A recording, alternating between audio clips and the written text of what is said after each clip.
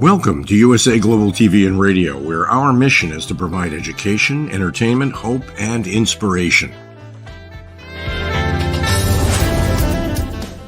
USA Global TV and Radio connects you with experts and audiences all around the world every single day to help you succeed in business and to live a richer life. Visit us at usaglobaltv.com to learn about career and life-changing training and mentoring programs like the Listening Mentor. Subscribe to our newsletter to stay informed about our special programs and offers. Discover how you can become a guest on one of our shows or a host or producer of a USA Global TV and Radio show of your very own. That's USA Global TV and Radio, where the doctor is always in.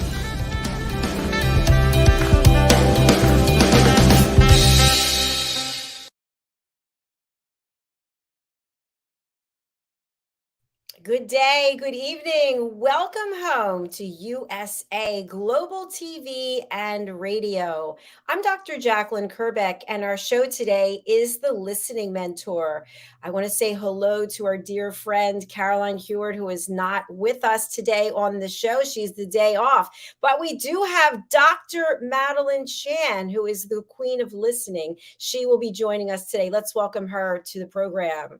Hello, Dr. Chan.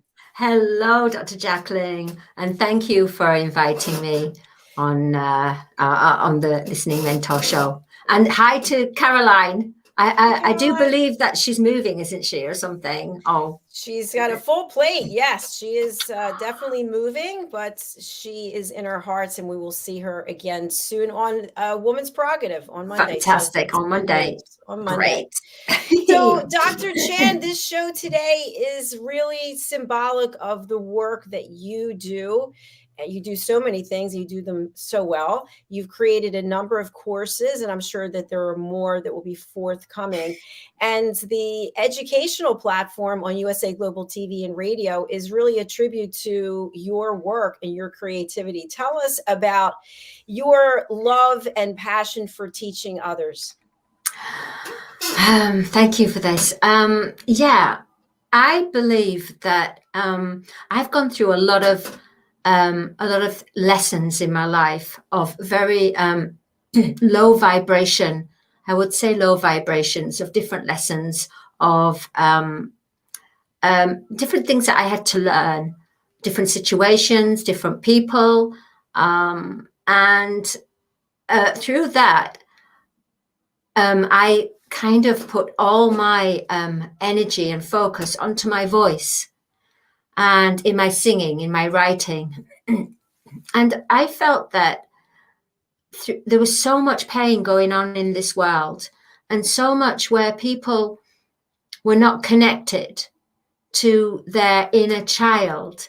I felt that I've always remained my inner child, no matter what I'm going through, no matter whether it's a bad experience, a terrible traumatic experience. I always retain the inner child essence, where I don't become judgmental and I don't even analyze it. It's almost like I remain non-judgmental and just remain where I bring out my shine. I bring out my innocence to it. I made it so that whatever I went through, it didn't destroy me. It didn't hinder me. It didn't block me. It may have stopped me for maybe a short time, but I got back up and I carried on back onto the path. And I really believe in my heart that I would love people, no matter what you're going through, you always have to find the strength. If you connect to that inner child, go back to your inner child essence and look at things from that perspective, rather than from what we've learned in the outer reality, in the way that we've learned how to be cautious, be judgmental, be of blame. And if you stay in that space, of childlike essence, you will begin to connect to your inner essence, which will give you the strength to pull through and give you the solution as well. Because your heart speaks. It really does speak. And because I'm in tune with my heart and my soul and everything that is, I want to be able to help other people to communicate with their inner heart, their creative heart, because we're all creators and we are co-creating with the universe. So I, in my heart, would like people to connect to their creative heart, to then be co-creators with other creative hearts, and each heart will be a link to make one big global heart. That's what I would like. Wow, that's beautiful. I love that.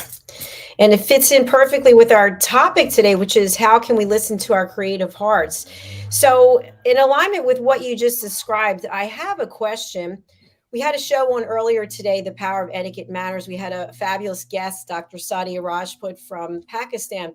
And we were talking about listening and inclusion, meaning learning how to listen without judging others and learning how to control our emotions and our feelings so that we're not taking it out on someone else and just reacting. So what I'd like to approach with you as we talk about listening to our creative hearts is when we are experts, as you and I both are in terms of listening and our listening skills, it can also be draining and exhausting and sometimes a trigger for emotions coming up because we're listening to others. How do we keep our creative heart safe at the same time that we're keeping it open? That's a good question. Well, from my experience, what happens usually when you're listening to someone and maybe they're saying something you don't actually resonate with, it's natural for us to respond from our ego. But if we just stop and do not reply straight away, then you will be replying from your heart rather than from reacting with your ego. So basically you will be following through your true self by replying back and not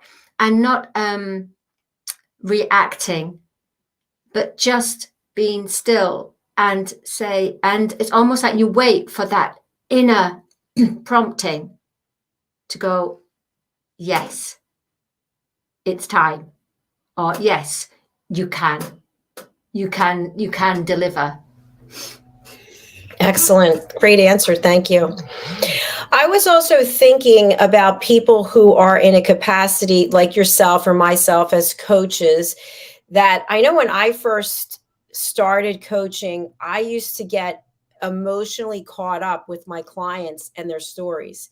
And sometimes I would even find myself crying. And at some point I said, you got to get yourself together. It would be like almost on a different wavelength doing these shows and getting emotionally involved with every guest. It could be debilitating because we take on everyone else's problems or challenges or concerns. So there has to be a way to almost put up a wall so that you can effectively do your work. Because if someone's hiring you as a vocal coach, for example, and you get completely emotionally caught up with whatever is going on with them, you're not going to be able to coach them. Yeah. All I can say is from my experience, when I went to a psychotherapist, when I was living in Malta, I had to go through a psychotherapist because I lost my child, my baby, and a lot of other things happened to me. And I really needed that professional therapy. And I remember after my session, I said, okay, I've offloaded on you now, everything there. And I'm sure you're feeling heavy. And if it's not just me, it's other people that are coming into your office, how are you able to deal with everything that's been loaded onto you? And she says, oh, don't worry. She says, I have to have therapy too. And she says, not in the way that you have therapy, but she says, I have to have other therapists that will listen. That doesn't mean to say that I divulge what's been said in the session. But she said, there's ways and means that we deal with it so that it's almost like it leaves us. It's almost like a clearing, she said. But she didn't go too much into technique way. She just said it's a clearing and we all have to do it. Otherwise, we become heavy. Yes. Yeah, that makes a lot of sense. One of the shows I used to watch for a long time, one of the series was The Sopranos. And on The Sopranos, there was a therapist, and the therapist had a therapist. And that was the first time that I saw that and realized that. And I know for me, I have you as a mentor, people who are around who you can speak to, because that is so important. So the other thing I want to explore about Creative Hearts is I feel we all have a creative heart. We all have that childlike essence. But in many cases, we do not feel either worthy, or we don't feel that it's appropriate to open up our creativity or our creative heart because we have to work, or we have to do this, or we have to do that. And that would be an indulgence. I know when I was in corporate, I didn't think I was creative at all. And I was pretty much told that I wasn't. I didn't have any creativity at all. And now every day I'm creating something. I'm thinking, where was this all those years? You are the queen, the goddess of inspiration, without a doubt. Absolutely. But where was all of that for all those years when I was in corporate? I don't know. I think it's because you, I mean, not from experience, because I've never been in corporate world, but you live your existence with your familiarity and your surroundings. And therefore, because others are not emanating or bringing out their childlike essence, you almost become a clone to them. So it's almost, this is your world. And it's, if you remain childish, then they look to you and it's almost, it will tarnish you as far as they're concerned with your professionalism, sorry.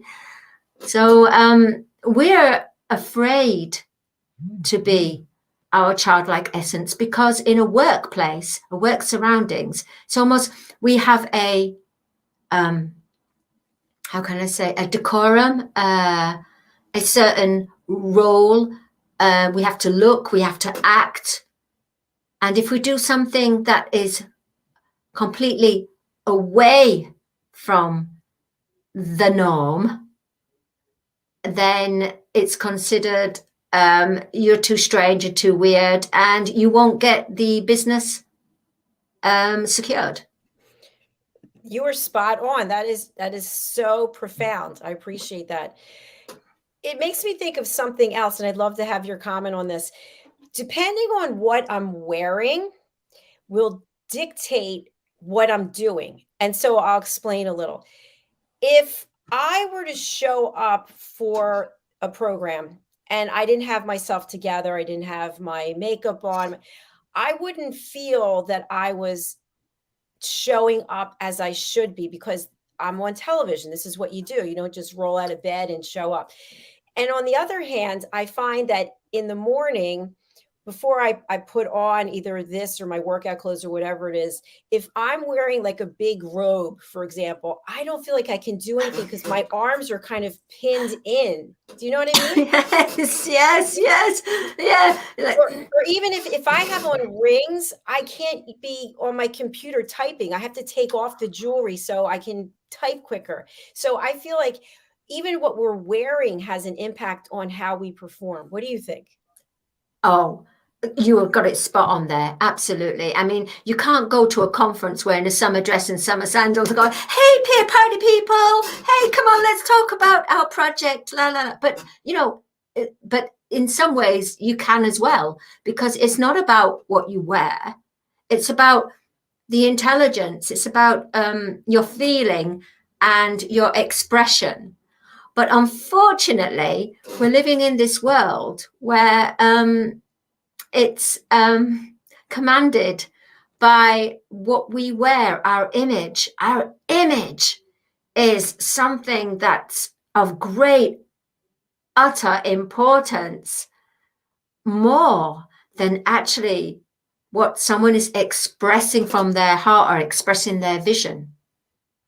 It's a shame, but it's absolutely at that point where professionalism is to do with your suit of armor, to do with the whole thing. The whole thing of professionalism is it is the look, the image. Image is vital. Yes, it's part of our branding. By the Yeah. way, we do have Gaffa Brumley Priestley joining us. Hi, today's show is Mega, and she says hello to Dr. Madalene Chan. Oh, she's such a sweetheart. Nice Thank you, Priscilla. Thank you, Gaffer. So, Madalene, what I'd also like to talk about is when I was in the corporate world, I was surprised to find out someone I worked with for years actually had full sleeve tattoos and their whole chest was tattooed, but they were always in long sleeve shirt and a suit. And I found out later that they had been told when they were hired that they couldn't show any of the tattoos, like they couldn't even be popping out of here. And then years later in the same organization, people were allowed to show their tattoos and they were allowed to have half a shaved head and they were allowed to have the things in their ears. And it's the same exact company being run by the same people. And it was really interesting to watch the evolution and let people celebrate who they are. Yeah, I think that is absolute, as amazing in the way that they've come to realize that it's not about the image, it's about their performance at work, how they act, how their words, their thoughts, their selling tactics, their professionalism, their business model, rather than the model of what's about themselves, the outer side, the model, the glamour, the style. Exactly. And I think it goes back to that robe example. I want everyone who's watching, imagine you have on a big terry cloth robe or something that you put on because it's going to keep you warm and you feel safe when you wrap it up.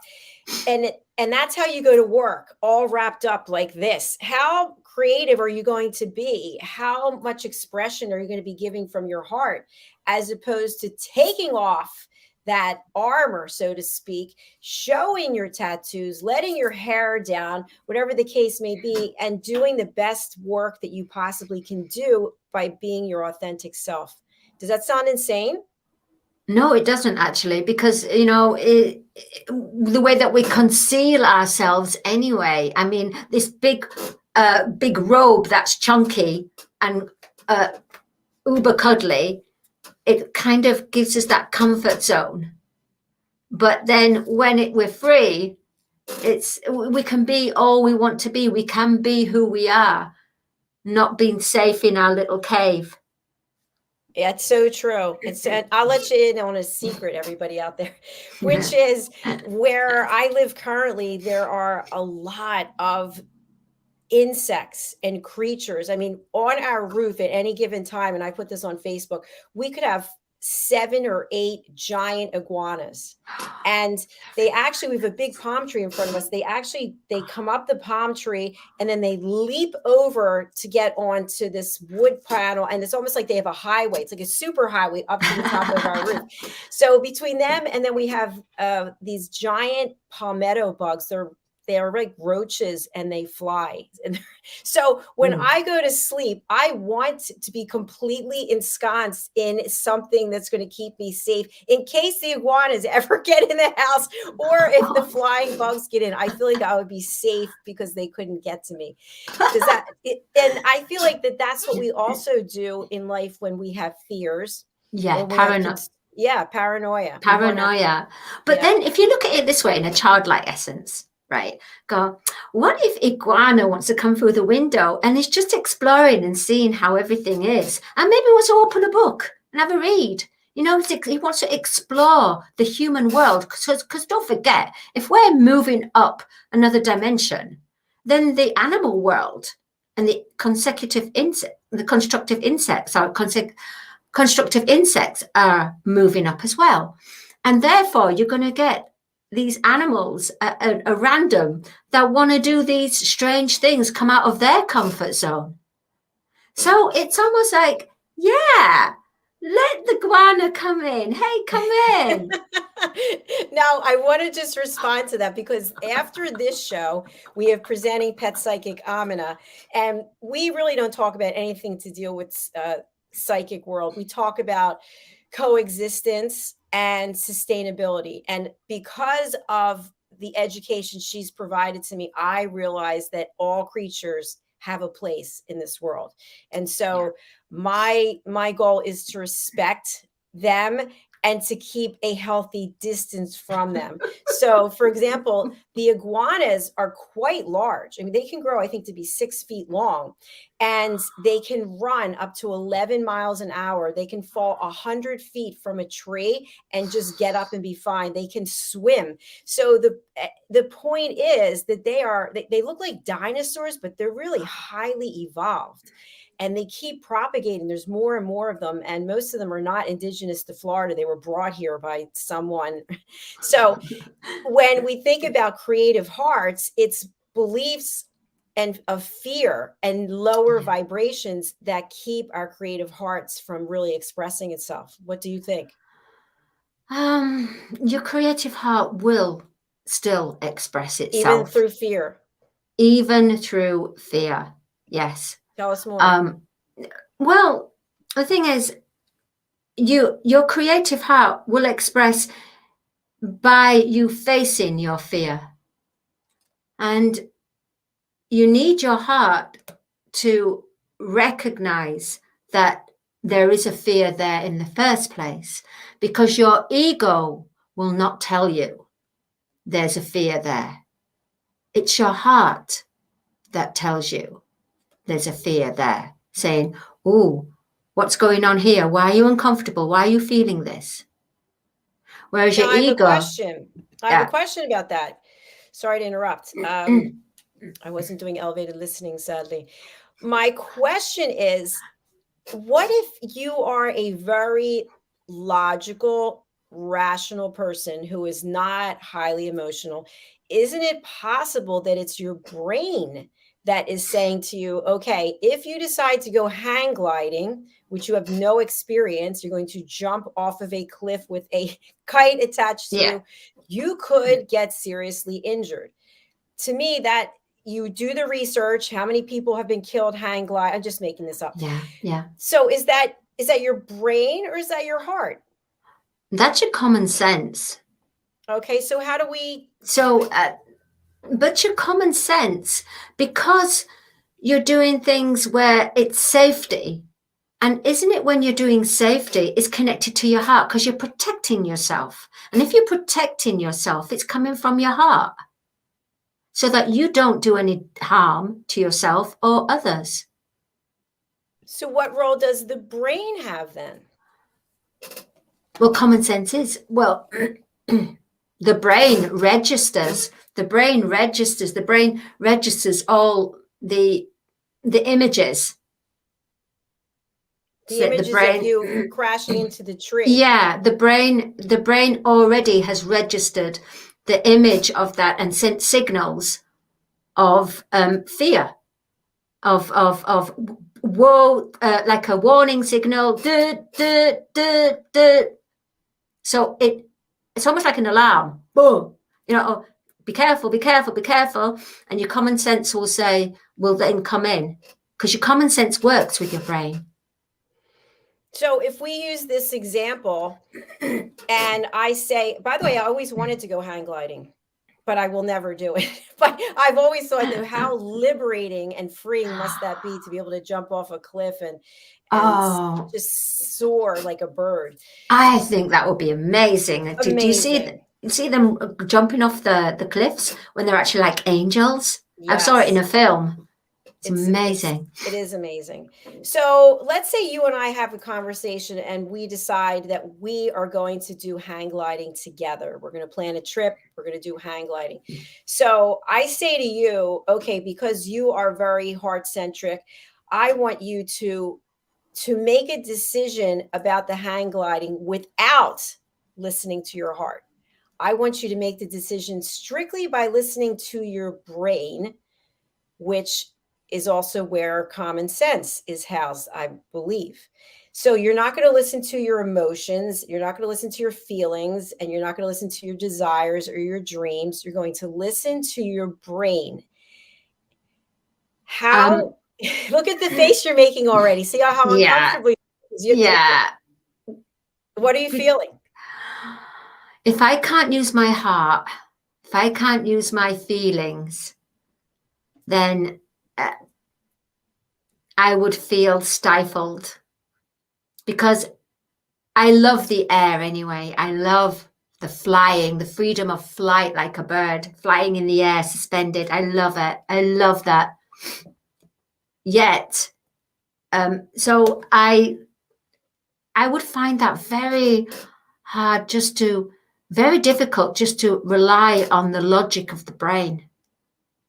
Okay, so in this exercise, that is what you've been tasked with. You're going to go into a room by yourself. You're going to have a computer. You're going to do some research about hang gliding. And anytime feelings come up thinking that, oh, this is something I'd really like to do, or, oh, I'm afraid of this, or oh, whatever, you have to just discount that. And you're going to make a decision strictly based on what your brain is telling you. What do you think you would come up with? Would you go hang gliding?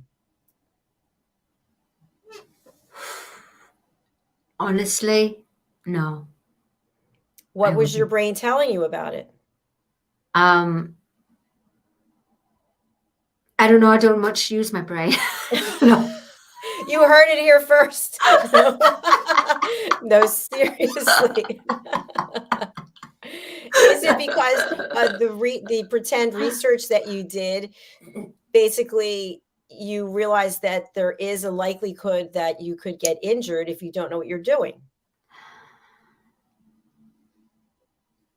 The thing is, with me, my feelings overrule the logic anyway, so I will do it anyway.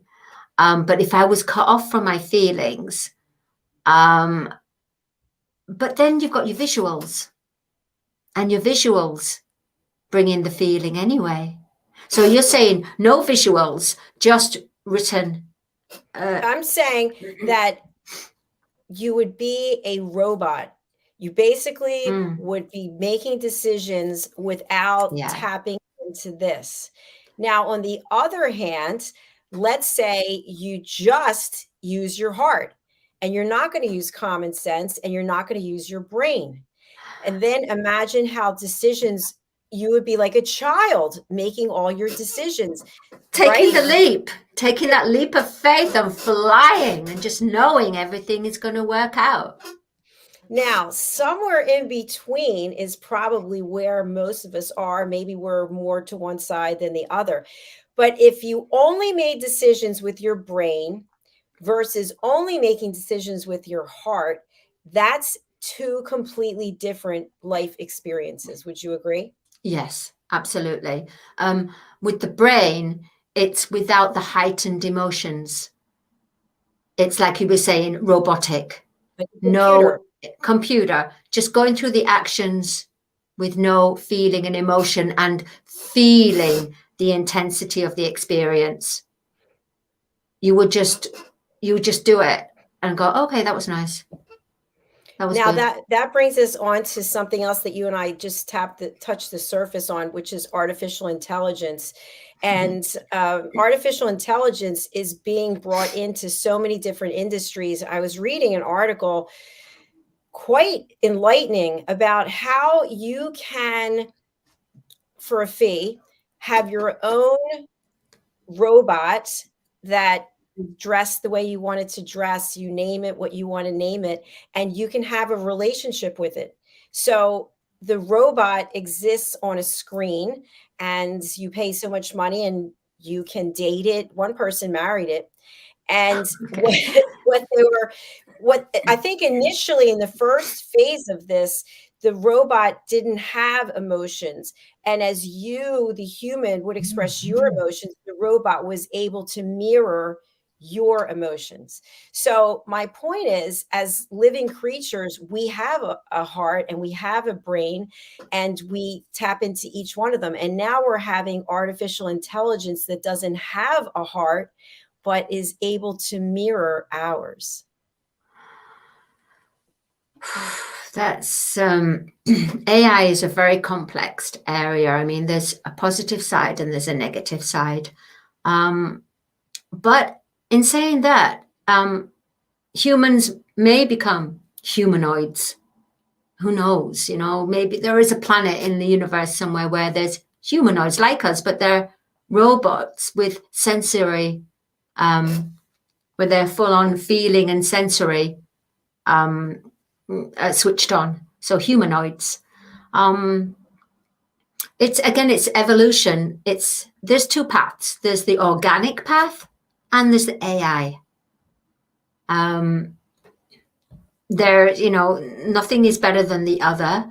And through AI, it's making our life more simpler as humans and making the robots more the slaves. So I want to go back to what we were talking about earlier, because I think this is really where I was searching for answers, is because we have our hearts, because we can feel and we have emotions. I feel that is one of the greatest gifts that we actually can have. And of course, we can see in the animal kingdom, obviously animals, I've learned this from Amina, they have different size brains. So some are going to be I didn't know that. Yes, some are going to be more engaged than others. If we are more in our brain than our heart, to me, we're more like a robot. Yet the robots and the developers of the robots are trying to create them to be more like us. So there must be something to be said about us with our hearts and our brains if they're trying to create a whole new group of robots, artificial intelligence that mirrors or mimics humans. Oh gosh, that you're really testing me today. Oh my God, you're really grilling me here. Grilling my so-called what I think is intelligent. Oh my gosh. Well, all I can say is we're not God. We're not God, the universe. AI can go as far as it can, but I believe that we've been here before at this stage. We're working with artificial intelligence eons ago. I believe that could have been the fall of Atlantis. But yeah, it's almost like it's come round a full circle. And I think it's good to have AI if it's going to help someone that needs that help, to help them with their lives. But as far as, I don't know, because I'm not religious or anything, but when we're created with our soul, the soul. So a robot will never have a soul. That's the difference. No matter what they try to do, they might be able to imitate feelings and sensory from the brain, from the touch, from the feel, from the smell, from reaction. But the robot will never have a soul, because the soul is what is our divine connection. Look at you figuring it all out. Yay, I love this. I don't know where that came from, but it came through. I agree with you. Before we leave today, we just have a few minutes left. I would love to let our audience know that there are many opportunities that they can get involved, actually to take action and tap into their creative hearts through the power of listening courses. And you have created some very important courses that really get people to get out of their comfort zone and learn to listen in other ways. And while you're speaking, I'm going to go ahead and pull up the platform where people can find the courses. Tell us what people learn from these courses, please. Yeah, of course I will. I would be happy to, well, we would be happy, myself and Dr. Jacalyn, if people would start to go on to usaglobaltv.com/education and look at the courses. We have courses about the inner breath work in the way that to actually find out what you want to do through positive affirmations. So we have course 3, which is the union of breath and voice, and where you can express what you want to do in your life and not be afraid to, and come from a place of childlike essence, really. It's a very fun course, and we do a lot of interaction and role play, and you really connect to your heart and to your voice in a childlike manner, really. The next course we have is then, after having that childlike essence, we then need to start to really home in, like in course 4, which is about when you go into your childlike essence and start to apply it and work from your heart, you then need to work at what needs to be purified, what needs to come up from certain issues and drama, from different things that you went through, your shadow of your life and shadow of your other lives as well. Because don't forget, we are multidimensional selves. We are not just here, we are multidimensional. And we've been have reincarnation, incarnations after incarnations. So therefore, we've built up a lot of baggage. And therefore, the shadow needs to be looked at. We also need to know about the outer reality of trends, and how it can effectively damage us. So we look at that. And then we look at male and female energies, which is in course 5, which is about how, not gender-based, but how we are needing in our life as a balanced human or creator being, we need a balance of a male and female energy. Male coming from our male energy, which is of divine thought, divine mind, divine vision, writing down your thoughts and your and what you want to achieve, and having that almost driven power, assertiveness, power. Then you need your feminine energies, which would be about the nurturing that power, having the compassionate heart and understanding, instead of being a male energy and just stamping on everything and everyone to get what you want. So we explore our male and female energies and how we have to have a balance in this. And the other one is going back to then a childlike essence, to be connected to nature and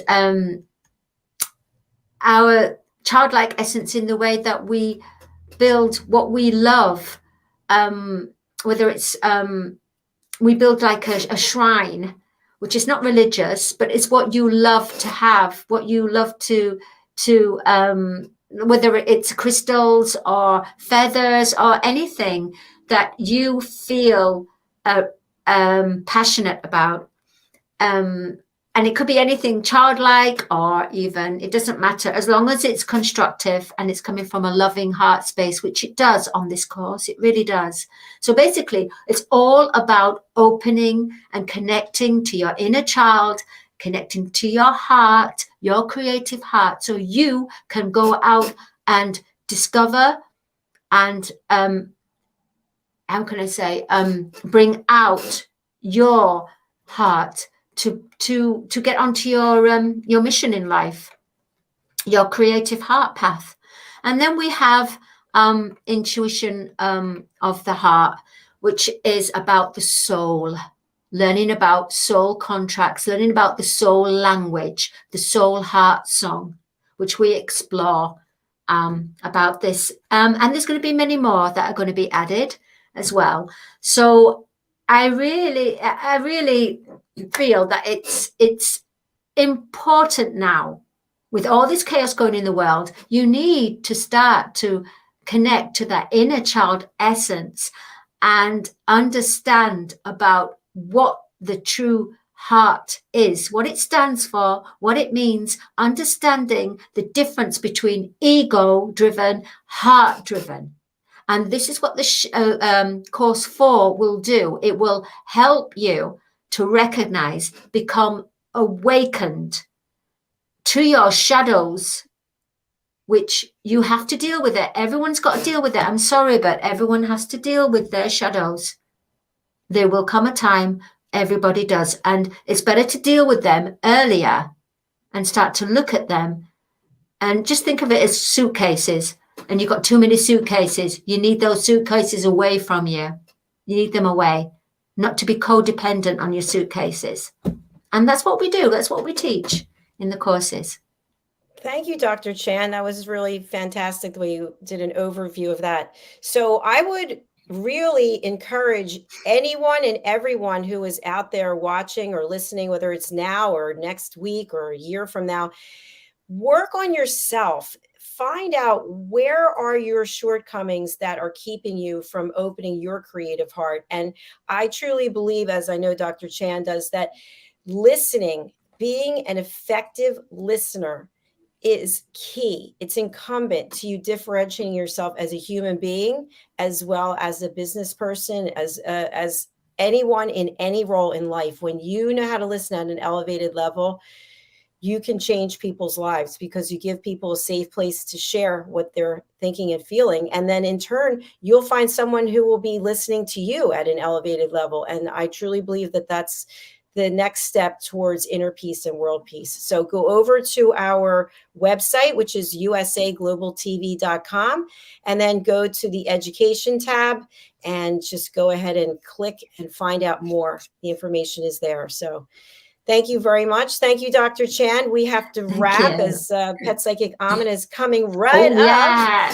So what would you like to leave people with today? Well, first of all, I would like to leave with people today in the way that please get in contact with Dr. Jacalyn. She's amazing. My life changed immensely. It really did. It did a 360-degree turn. And that's because I did the Power of Listening Foundation course, which led me on to USA Global TV and radio for me to actually become a co-host and then a presenter as well. Honestly, I'm not saying this shout out for myself. I'm saying it out for Dr. Jacalyn, because she deserves this. And anyone that wants to have something to say and share with the world of inspiration, education, hope, please get in touch with her, because honestly, your voice will be heard purely by learning how to listen, and therefore you'll be brought to the platform of USA Global TV and radio, and you can shine and share your story with the rest of the world. Thank you so much. I really appreciate that shout out. Very nice. Thank you. And here's Dr. Chan's information. You can email her at madalenecarolchan@gmail.com. She also has her fabulous book, which is right here, Star Child, which I highly recommend. And you can purchase this over on Amazon. All right, we are signing off for today, and we're going to be welcoming Pet Psychic Amina in just a few minutes. Thank you so much, Dr. Chan. I'm really glad that you could be here today. And thank you, Dr. Jacalyn, for having me on this on the Listening Mentor Show. Absolutely, thank you so much. Thank you. Okay, bye-bye. Bye, everyone. Bye. Bye.